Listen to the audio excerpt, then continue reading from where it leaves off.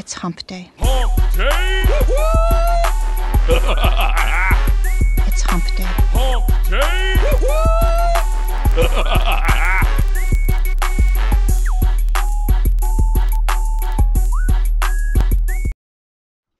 Boom.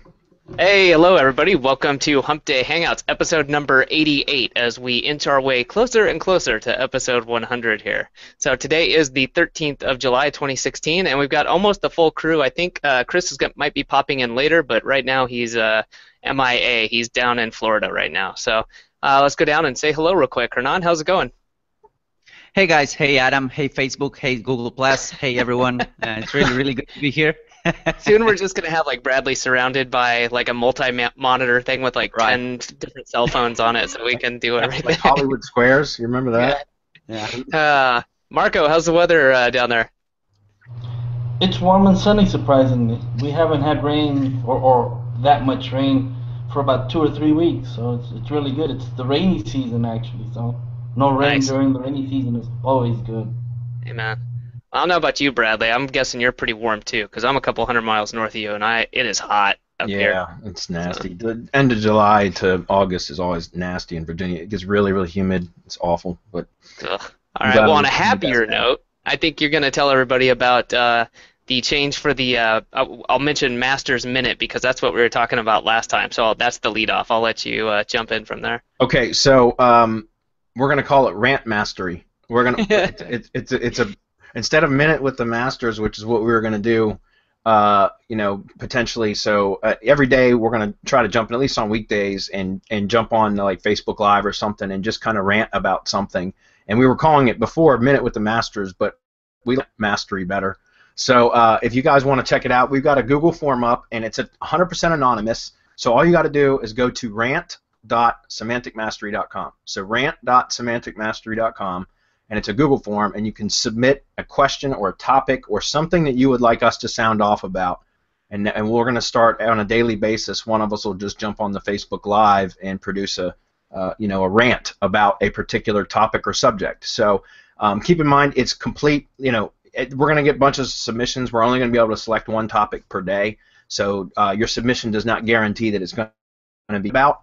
However, we do encourage you to submit your any topics or issues or anything that you would like to hear us sound off about, and we're going to select from them every day. Okay. Yeah, just so everybody's aware, this is not a replacement for Hump Day Hangouts. So please don't ask like 15-part questions with 3 subsections. Like they won't. Oh yeah, that's not what this is about. I mean, you can submit a question. Don't get me wrong, but don't submit an essay question because we're not going to answer that on that. That's not what this is for. That's not. We don't have time, and we don't want you to get confused. So this would be like short stuff. Keep it brief. Yeah. Cool. Let's see, Hernan. I think you had an announcement about IFTTT, right? Yeah, indeed. Once a month, we are trying to invite you guys, usually the members from the V2, the IFTTT SEO Academy 2.0 group, to join us and to share with us your results, because that's what it's all about. It's a community, and we love sharing results. We have a dedicated thread on the Facebook group in order for you to share that. And what's good about it is that if you share your results with us and you're willing to make a case study, and you're selected, because we go through a selection process every month, you can hop on Mastermind for 1 month for free and then get a deal to keep going on there. So I think it's pretty cool. If you're into the V2 group, it's a great opportunity for you to showcase a case study. Usually, it's a way of keeping accountability as well. I have worked with case studies on forums, on communities before, and it's a great it's a great exercise for me to keep track of everything, and also for you guys to share the results that you guys are getting. And if you're not on the V2 group, what are you waiting for? Like, really? Fair enough. Yeah. So that's basically it. Cool. I was looking at my own little thing down here. I think people can see it, or not, or when I'm talking, you can see the background, obviously. And I realized I got lazy a couple weeks ago, and I stopped putting the green screen all the way over. And I've got the whiteboard wall showing. So I was just curious if anyone else is using a whiteboard wall or uses chalkboards. Just let me know on the page. I'm just curious because I haven't seen one in another house yet, and I really love using it. Like if I could have a blackboard, I think I'd do that. Just a huge one. So, here we go. Nice. Mine's All right. got mine's got my daughter likes to draw on it too, so I've always got pictures from my daughter. Bradley, which you is, don't have to apologize just because you like to Right. doodle. yeah, I like to It's- doodle too, but Yeah, those you're are actually hers, and I always leave them up because it gives me something to smile about in the middle of the day, you know. So Awesome. All right, cool. Well, I think that's it for announcements. You guys got anything else, or? I don't think so. Yeah, Good. we were talking about the I don't know, because we don't even have a name for it. All we have is an idea of what this is going to be like. But we what we want people to do is to be able to build on their success, right? So you get to a certain point, and you need to know how to scale it, how to go beyond that, how to actually build a business with a corporate structure, because we actually have a corporate structure, and we have VAs, we have part-time employees, and we have we have to do accounting, and we have to do all these different things besides everything else that we do. I mean, we don't just do marketing. We do SEO, we do lead gen, we do affiliate, we do consultation, we do coding, development. We just do so much. And so for people who are looking to get past just, if you like client work, that's fine. If you want to scale your client work, maybe this is for you. But if you just want to build a real business that can get you the kind of income that will allow you to, as Bradley likes to say, to work on your business rather than in your business, this is the kind of thing that we're thinking about. So I just want to put that out there just so people know what it is that we're kind of pushing towards and where we'd like to go with this. And it's coming in the future. No, I don't see it too far, but it's coming. Yeah. Okay. Last thing was just turn on. I saw we had on the YouTube channel a testimonial submitted that was like a slideshow video. And it was pretty cool. Pete Lucas, I believe, submitted it. So maybe we can grab that and share that on the page for others to see. It might help them. Yeah. I don't know. What do you think? Yeah, he was one. In fact, he was one of the winners from last month. So Okay. we are talking. By the way, guys, that's a good point. If you get to, if you have a case study, if you do not know how to format, just post on the V2 group or contact me privately, and we will figure that out. Pete Lucas is gonna have a free month of Mastermind, which is pretty cool. Cool. So yeah, I just thought it might be worth sharing on the page for the others to see what kind of like how he submitted his, which works great. There's various ways that you could submit a case study, but what he wrote, that video was kind of cool. It was unique. So okay, guys, we're gonna go ahead and jump into questions. I think we're good for that, right, Adam? Yeah, it looks like we're good to go. All right. So guys, make sure you're seeing my screen. I'm Yep, got switching. your Firefox.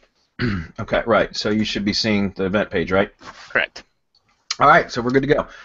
Let's see. Lee Wan says, is IFTTT SEO its only ranked new post video? Can't rank the post page we created before? Yeah, you can. Let's see. New post. Can't rank the post or page we created before. Well, it's difficult.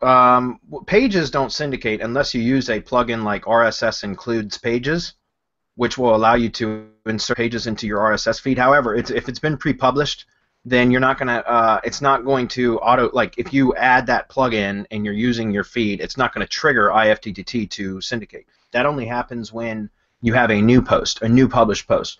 And apparently, it doesn't work to just change the publishing date anymore. I haven't tested it myself in a while, but it used to work where you could schedule the post to, like, for example, if it was already published, you could change it to draft mode or whatever and then schedule the publishing date for a time in the future, and that could literally be 5 minutes from now, right?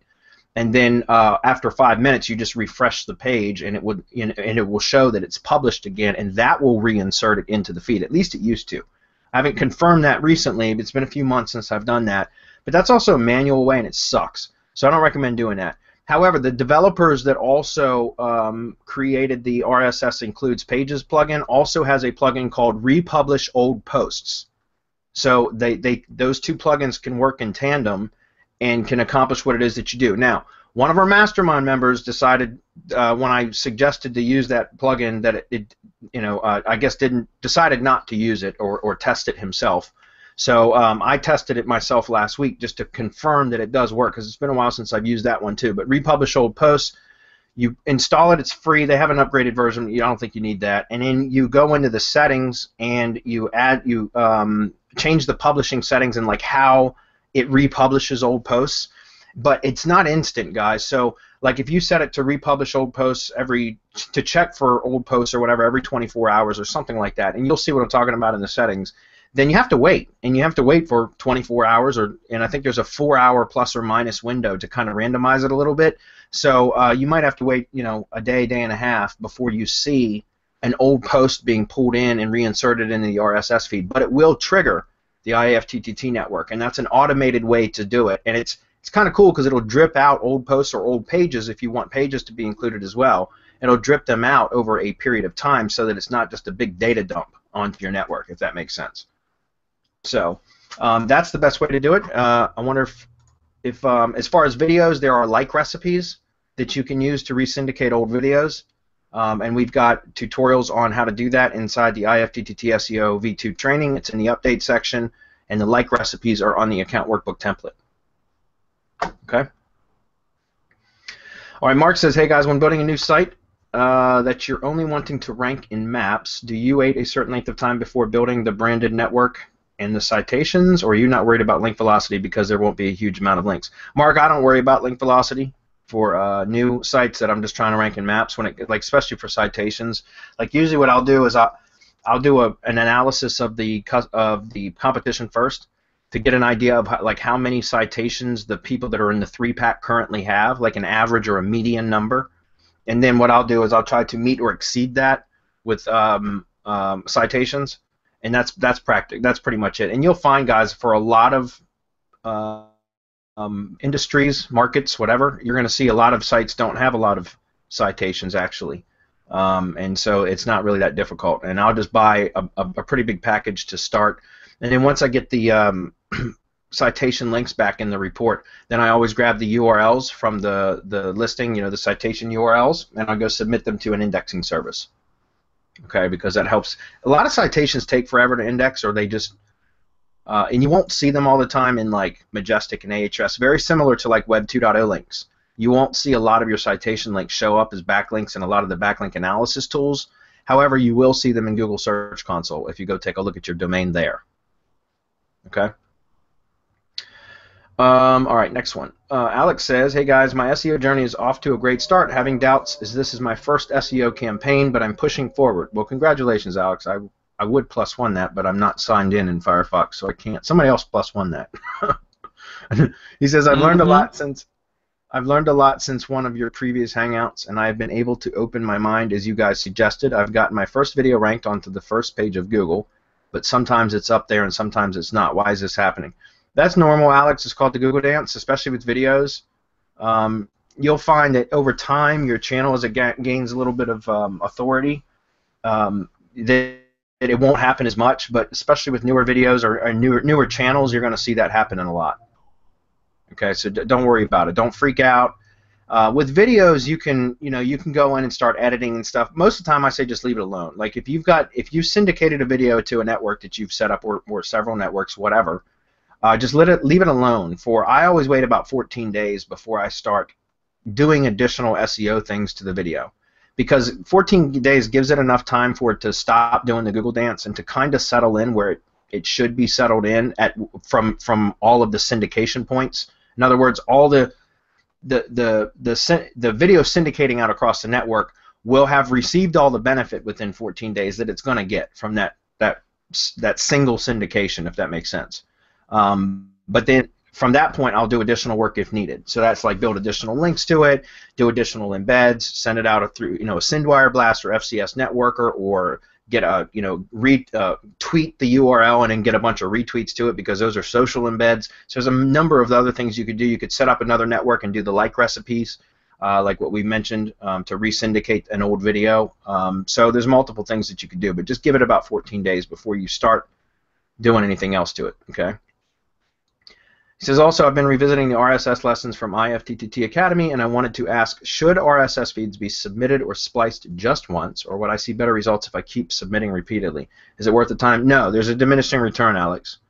Just do it once and be done with it. You don't need to keep creating a bunch of weird feeds. I've tested that. I used to spend a lot of time testing different methods with RSS and splicing and in resplicing or burning new spliced feeds. Or in other words, like if I created a feed, a spliced feed, and let's say then I would go burn a feed burner feed out of that same feed and then a Yahoo Pipes feed. That would give me 3 separate unique feed URLs for that one feed.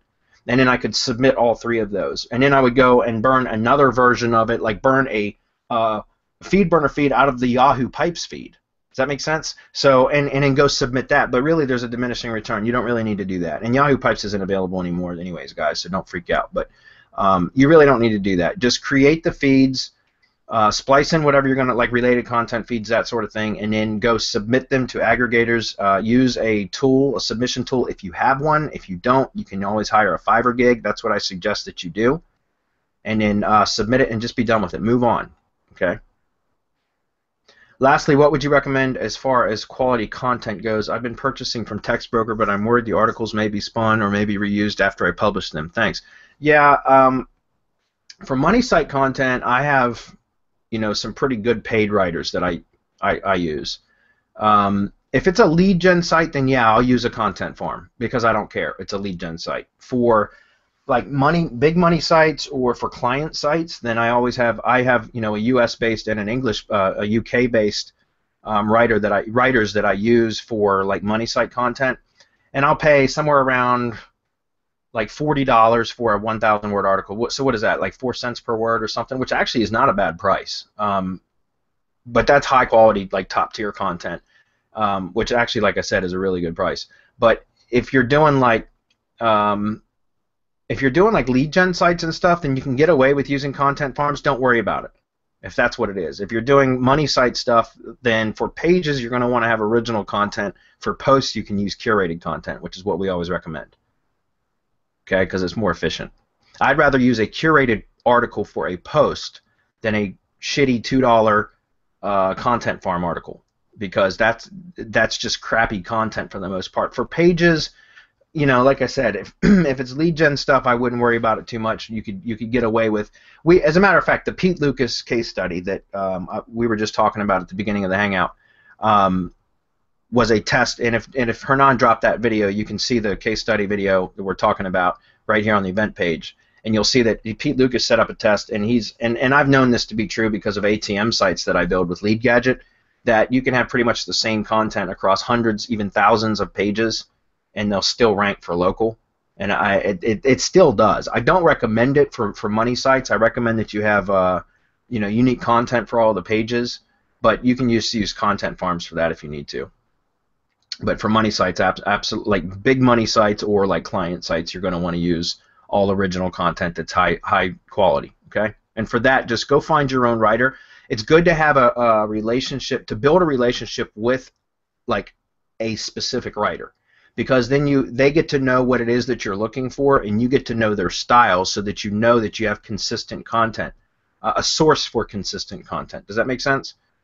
And so it's really worth like going to Upwork, interviewing a few. In fact, we just put out an entire training course under Mastery PR called Outsource Kingpin that will teach you how to set up like a hiring funnel and that kind of stuff. If you wanted, you could always put a writer on staff, or you could hire somebody on a per project basis, and you could actually interview some separate writers and find one that's a good fit for you.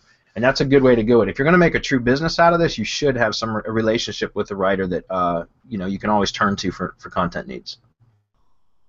All right, that was it for him, right? Yeah, it was him. Okay, Greg says, using proxies in Windows is a pain in the ass, or arse as he said it. Can you recommend any free or low-cost apps other than Browseo that might allow you to use multiple browsers with its own IP address?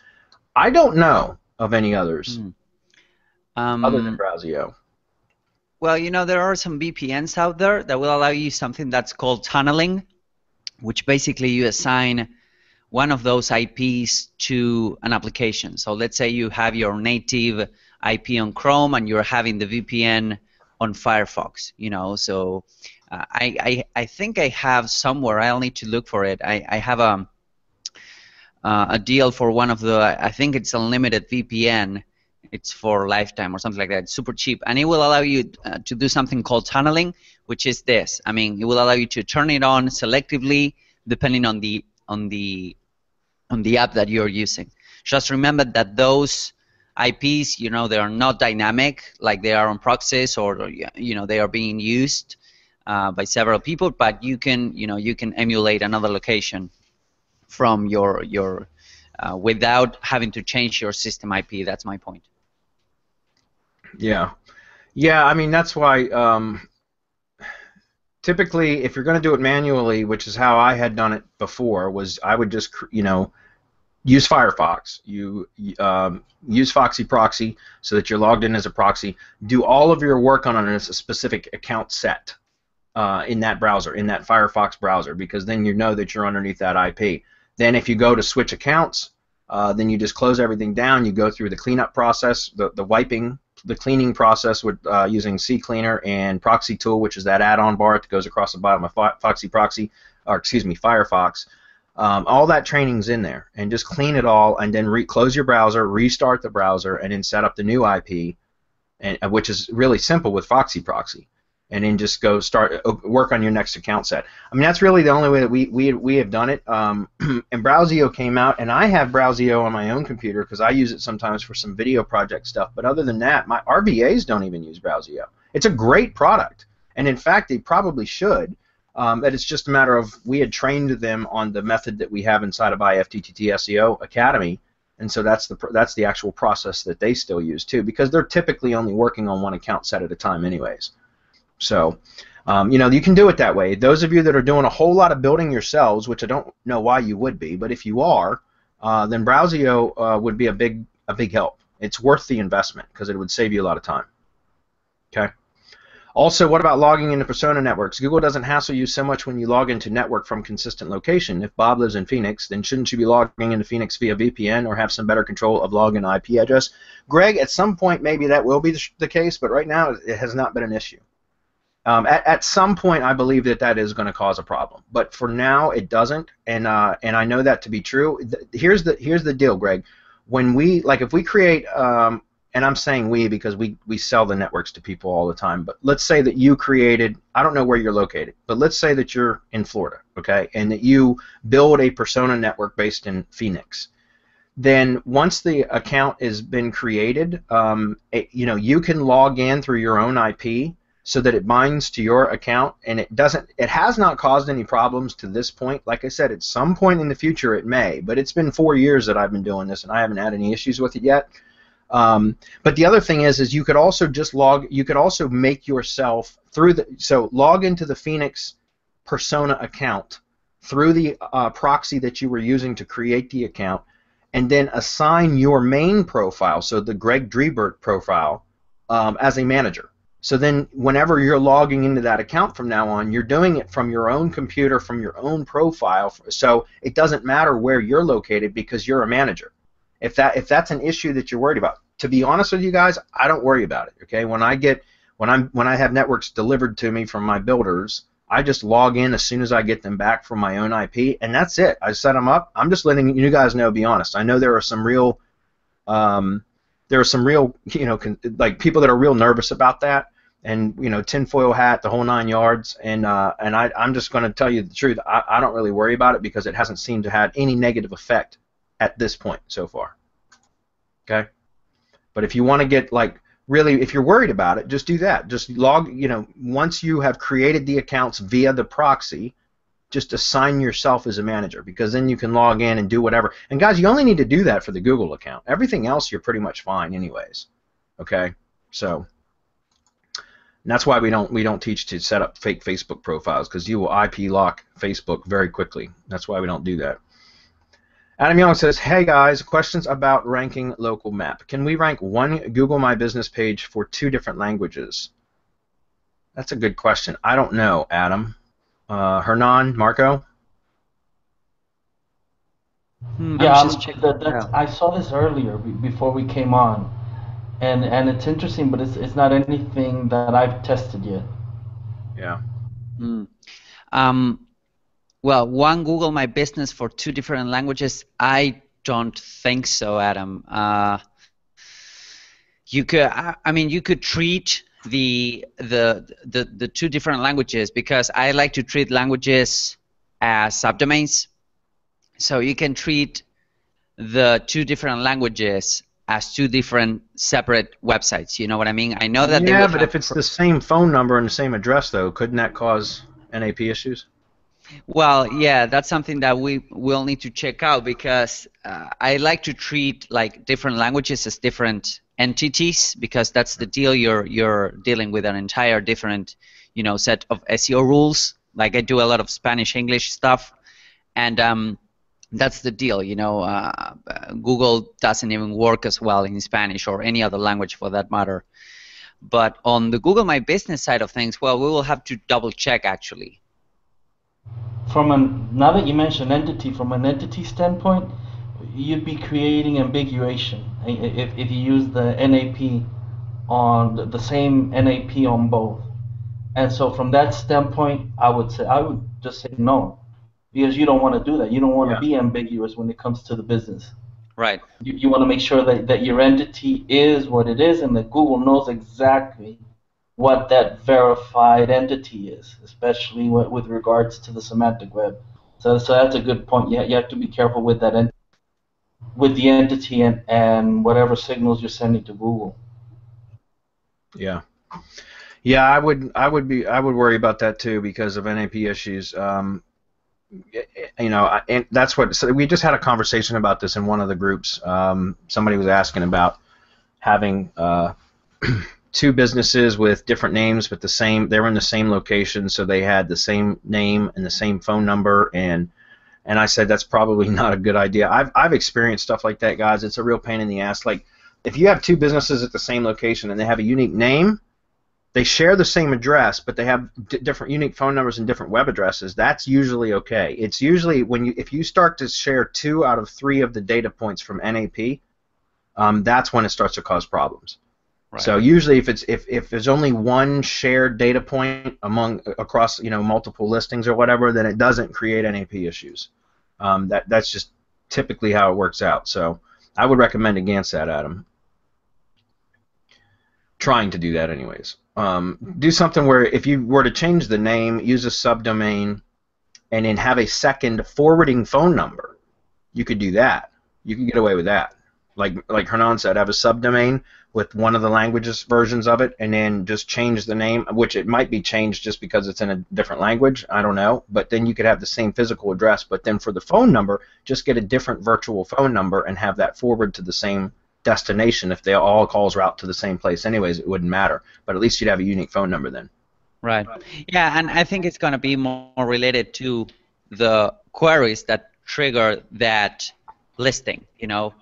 Probably the name is going to be pretty much the same, but the keywords are going to be different. That's true.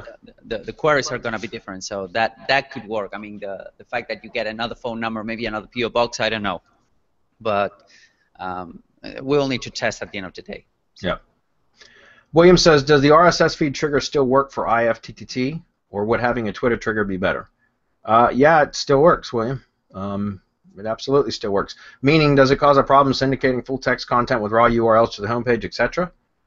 No, it doesn't cause a problem if you do it the way that, like if you're syndicating your content to branded properties, you're just sharing your content to your other branded properties. So, no, it doesn't cause any issues. It's when you start stacking persona-based networks on a website for blog syndication that can cause problems. But you don't want to do that. But when you're syndicating the branded properties, you're sharing your content across your social media properties. That's what the big brands do. It's pretty much encouraged. So that's what we do. We just automate the process, right? It's a good question actually, because I've seen that probably some vendors are doing like Twitter, that they base their syndication on Twitter. So you will tweet automatically and then you will trigger from Twitter, which is an intelligent approach. Now my question would be, why wouldn't you do both? Like for example, on the Semantic Mastery plugin, the RSS plugin, the Semantic RSS Control, the Pro version, which is available for Mastermind members, we have a separate feed for Twitter, with hashtags and the whole 9 yards. So I think that could trigger another syndication network or something like that.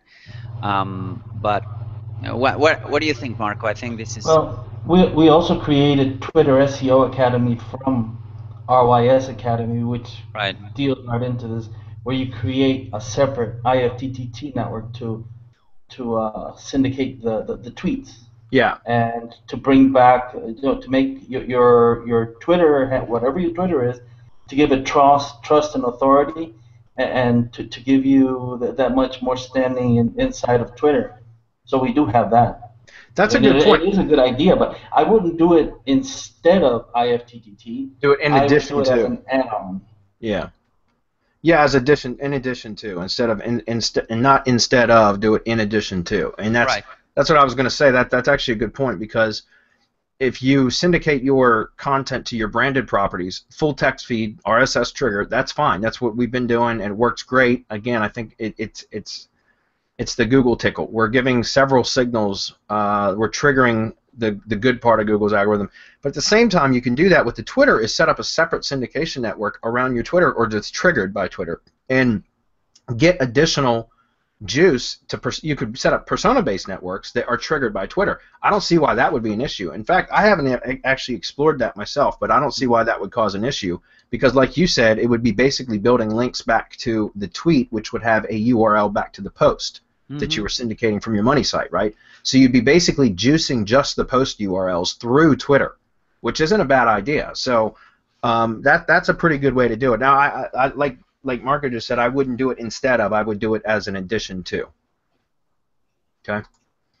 One last question: is there a rule such as if you should have X pieces of original content on your site versus every one post that you syndicate?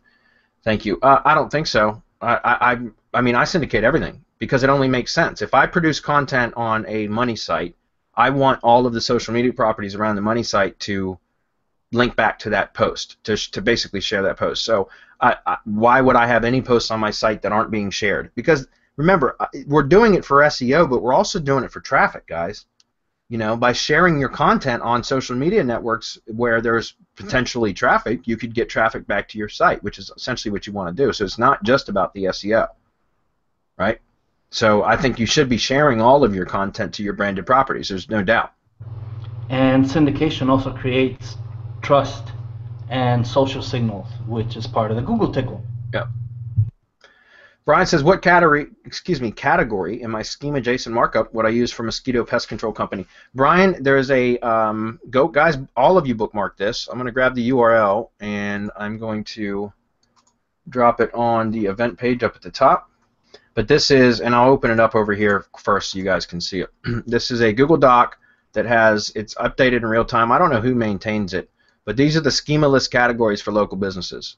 Okay, so, and it's a big list, and so just scroll down and look. I looked earlier for you because I saw this question earlier, and there is no mosquito control in here. At least I'm pretty sure there wasn't. I did look. Let's see, no. But there is pest control, but pest control is underneath the overall or the general right here, pest control service, so line 272. I'm going to drop this link, guys, just bear with me. But pest control service doesn't have its own category, so it's schema.org/professional service. And the first letter of those two words are capitalized. So that's what I would use, is professional service, because this is updated often. Again, I don't know who maintains it, but this is what I've been using now for about 2 years. That's right, I can't comment on that because I'm not logged in. You know, Adam, I'm going to drop this in Slack. I also dropped in a URL for him a little bit above, where you can just go and set up the schema it's a JSON LD schema generator. And the recommendations that I gave were either professional service or general contractor, just for that reason, because there is nothing for pest control or anything like that. But you should just drop in that URL also for everyone. Yeah, could somebody post that on the page if it hasn't been done already? I can't post on this. It's on there. Okay. All right, so try that. Hopefully that helps. Yeah, that's it. So professional service is really the subcategory that it should fall under for now. Guys, they're updating this, and so like it's interesting, but you'll see over time that some of these that are more general or ambiguous, like a broader, like professional service covers a lot, right? But you'll see that as the schema.org database gets updated, that they'll come in and edit these, and they'll have more specific, like pet store, for example. Okay. All right, Richard says, let's see if you can clear up some confusion. Last week I mentioned how there was a Facebook thread that said IFTTT SEO is a waste of time. You are all aware of that thread since I read your responses and think they were spot on. Anyway, my confusion this week is because the person who runs the Facebook group did a post today. Uh-oh. This is funny. Okay, because Marco pointed this out earlier. I didn't know we had somebody comment on this. I'm trying to absorb as much knowledge as I can about SEO. Mark decided to read the blog. To my surprise, the blog post recommends social signals and social profiles as a social media tactic to send trust signals to Google and IFTTT for automating it. But isn't that IFTTT SEO, or am I missing something? No, you're not missing anything, Brian or Richard. Excuse me. That's exactly what it is. So that's exactly what it is. Sorry for being such a noob, but I have to admit I am baffled. I heard Marco repeatedly refer to this as the Google tickle, and here is blank. I won't mention his name, saying the same thing, but he said last week that it was a waste of time. Yeah, I know what you're talking about. I know exactly what that's what I'm saying. Marco pointed that earlier today. It was, I think it was more about stirring up controversy than it was anything. Yeah. Can you guys agree on that or what? Yeah, I think it. At some point, Richard, you will see that there's a bunch of articles that are clickbait. I mean, IFTTT is definitely a hot topic. I mean, it's being used for a ton of things. And if you are a blog and if you want to get some of that piece of that pie, you will add to that controversy or to be in the to kind of be in the genre of IFTTT. So I think it is. It makes sense. We ended up sharing the Facebook thread because we wanted everyone to go ahead and comment, not on our side, but with their own. Yeah. Have a real debate about it. Right. Yeah. Which is a great thing, by the way. So that's exactly what IFTTT SEO does: traffic, social signals, and of course backlinks and increased rankings. So why not use it? And here's the thing, guys. Like I said, I truly believe that post was more about stirring up controversy than anything. Was to get traffic to the Facebook page. I mean, I know it's Charles Floty, right? The god of SEO, and he's smart, man. He's a crafty guy. So I truly believe that first post was to stir up controversy because I'm quite sure that he does use IFTTT at least at some level for automating social signals and everything else. And so I think he was smart in stirring up controversy, and it did get a nice debate going that we all contributed to. And we stated our cases clearly, and I stand by all my statements, just as I'm sure the rest of my team does as well. So. Can you talk about this a bit more? Yeah, we just did. Again, I truly believe that he did that intentionally. So, sorry for being such a long post, but you have to admit that SEO information that's being shared is confusing and even contradictory. Absolutely, Richard. I mean, there is a ton of contradictory statements out there, and I always say you have to consider the source of the information and go look at it and see what what qualifies them to give advice. And I'm not saying our training is the only thing that works. There's no doubt. There's a million ways to skin a cat, guys. We share what works for us, that has worked for us for years, and we are always trying to stay on the cutting edge of SEO as well. So that's what we share. But it's not. Ours certainly isn't the only way either. So, as I said last week, I mean, what we have is the people who have been successful with our training, who can stand up and say, yes, it does work, or come in and say, look, your stuff doesn't work. And then we can get into, well, why didn't it work? And did you do everything according to the training? Because we've had people come and say, well, this doesn't work, but they only tried a couple of posts to an IFTT network and trying to take down something like I mentioned, DUI attorney plus city. You can't do that. I mean, there's no way. No, it's not going to work for that. But if you do it on a regular basis and over time, and you develop the trust and the authority, and you send the right signals to the algorithm, it's going to take notice. It might take 3 to 6 months, unless you use our IS Academy, of course. Hint, hint. But yeah, I mean, over time, I would put this up against anybody and say, look, I challenge you to go in and do the training the way that you're supposed to, and then tell us, no, it doesn't work. Yeah. And show it. Show us with your case study. If you don't test, if you just come in and you give your opinion, it's useless. It's useless because you're not giving us anything that we can go on, right? That there's nothing, no empirical information that we can base anything on. Go in, test it, and and if it doesn't work, then you're welcome to come in and say you guys suck, and I'll say yeah, I'll give you the +1. But unless you can do that, don't say shit, man. Hernan, were you going to finish commenting on that, or are we good? No, I think we're good. Marco made a great point with us pushing the test side of things. We always say that because, you know, we have people from all over the world. We have people on the most diverse niches. So it's all a matter of testing. You know, we are out there in the trenches, working for clients, working for our own projects, and we are testing. That's why we're sharing stuff. I know that that the guys commenting on those kind of posts are too. You know, it's just a matter of who tests and you know what are the results. That's what we are always preaching. You know, do not believe us. Just go out there and test it. You know, put it to work. That's right. Okay, Jay says, just wondering if virtual offices or mailboxes still work for lead gen sites for you. Yes, Jay. In fact, I just picked up 2 more mailboxes on Tuesday of this week, or Monday. What's today? Wednesday. Today's hump day, so it was Monday. I picked up 2 mailboxes on Monday for 2 more. I'm working on not the next product that we're launching, but the one after that. I'm already working on that, developing that, and that's for local. It's called Local Kingpin, and we're going to be. I'm building out some local funnels with that, and so I needed 2 more locations. So I picked up 2 more on Monday. So it absolutely still works. That's all I've been doing for the last, I don't know, 3 years. In fact, I use the post office, U.S. Post Office, and I get a P.O. box and use the street address option. Works like a freaking charm. In fact, one of the mailboxes I got on Monday was only $48 for the entire year. $48, man, that's awesome. The other one was $86 for the year. So I got 2 new locations for, on average, what, $65 per location per year. So that's dirt cheap, guys, and it works like a charm.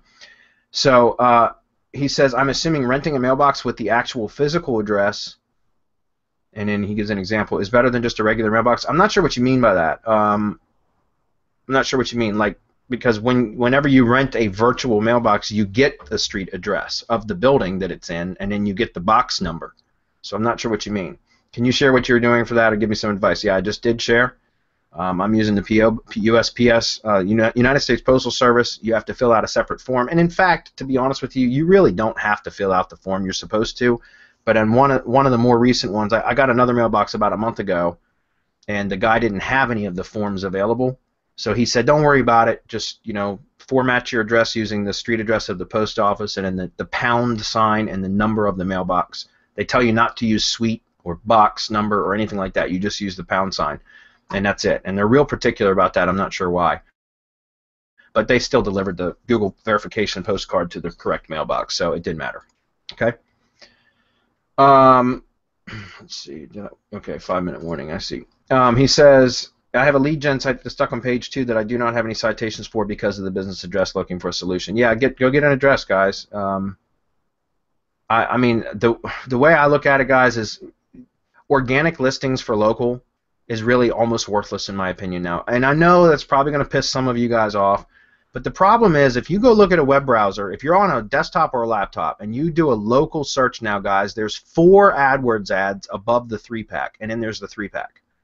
So you got to scroll, below the fold before you even see an organic listing, and you got to go past 7 other listings to get to the organic listings.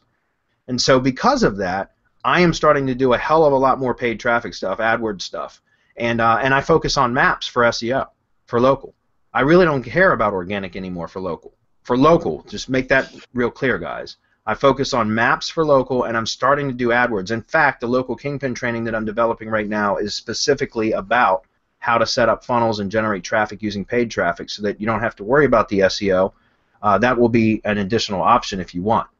But I'm just saying, guys, seriously, organic SEO, like for in my opinion, based on my lead gen business, all of those that I had ranked organically but didn't have maps listings for, those phone calls have seriously declined over the last couple months for my organic lead gen businesses only, because they're now so far below the paid ads and the maps listings that my phone calls dried up. However, all my maps listings that are the ones that I have maps listings for that are ranked in the 3-packs there's been no change in the amount of call volume.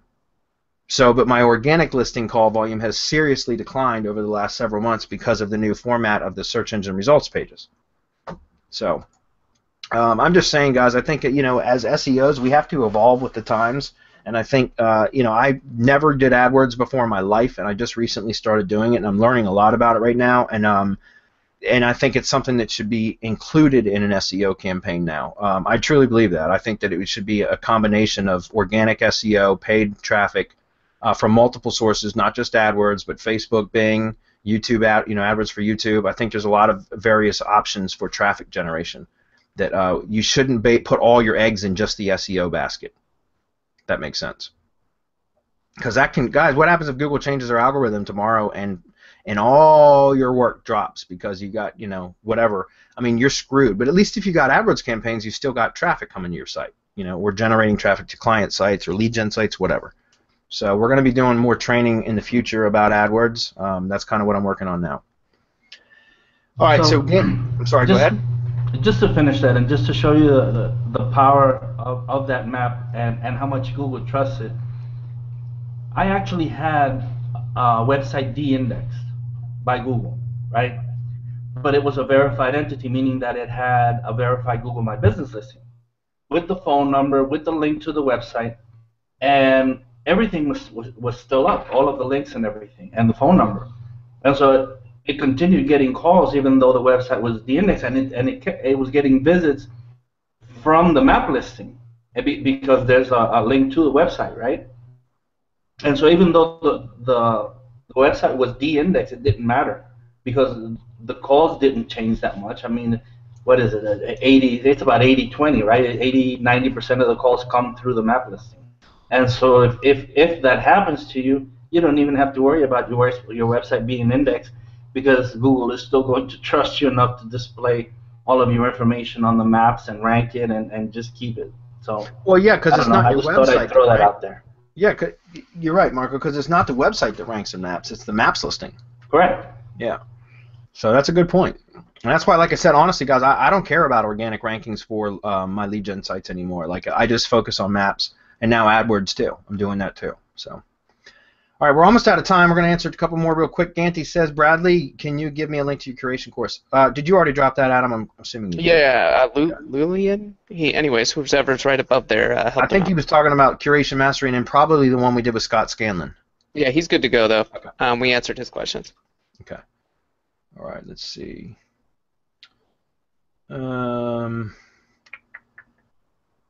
Cody. All right, this will be the last question. We're going to answer Cody's question.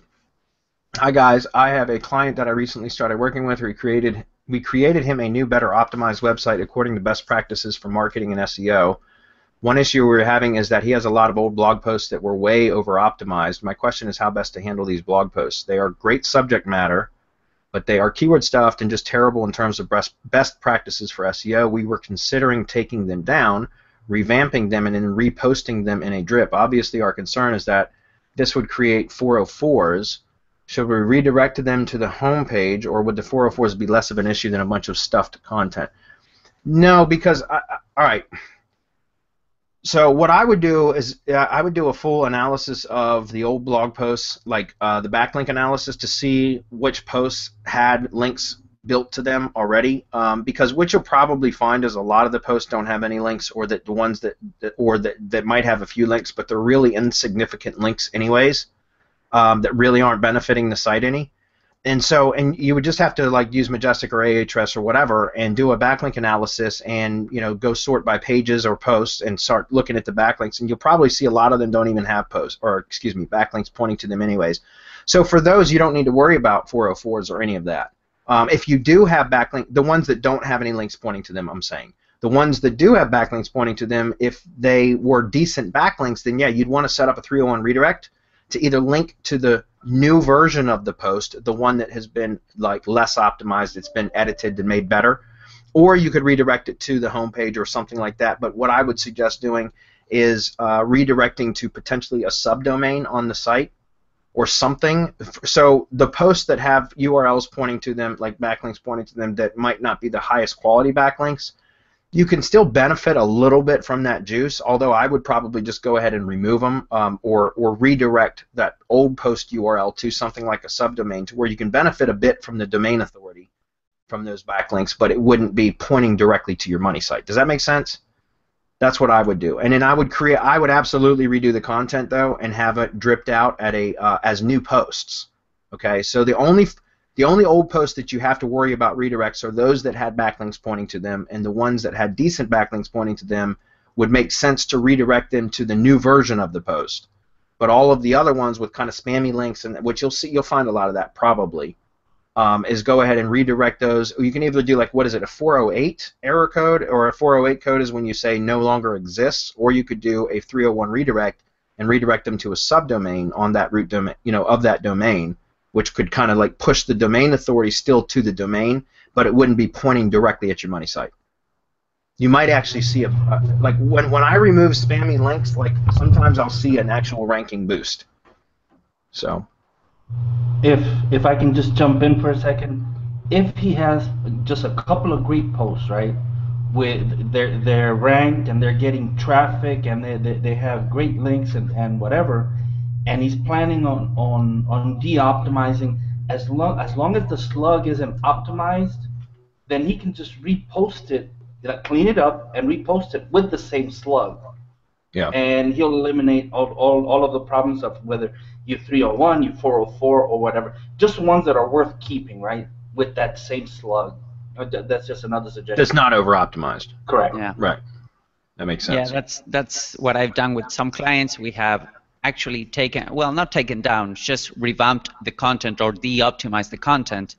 And once you make a new blog post from your IFTTT network, for example, and point links back to that page that has been worked on or de-optimized, and you can recrawl it or send it to be recrawled on Google, you can reap the benefits, because you're lowering the keyword stuffing and the over optimization. Yeah. So it's just a matter of editing the article or the page. All right. Well, that was it. That about does it. So everybody, thank you for being here. We do have masterclass today, so we're going to start that in about 8 minutes. It's going to be mainly Q&A today. We've got and then next week we're going to do a webinar after Hump Day Hangouts it will be public, but about how to use Open Broadcaster software, OBS, for live streaming, and we're going to do nice. a present. I'm sorry. Ooh, nice. Yeah, so we're going to do an hour-long presentation, guys. It's free. It's just pure training, and we're going to do that after the Hump Day Hangouts next week. So thanks everybody for being here. We'll see you guys next week. Adios. Bye bye. Bye, everyone.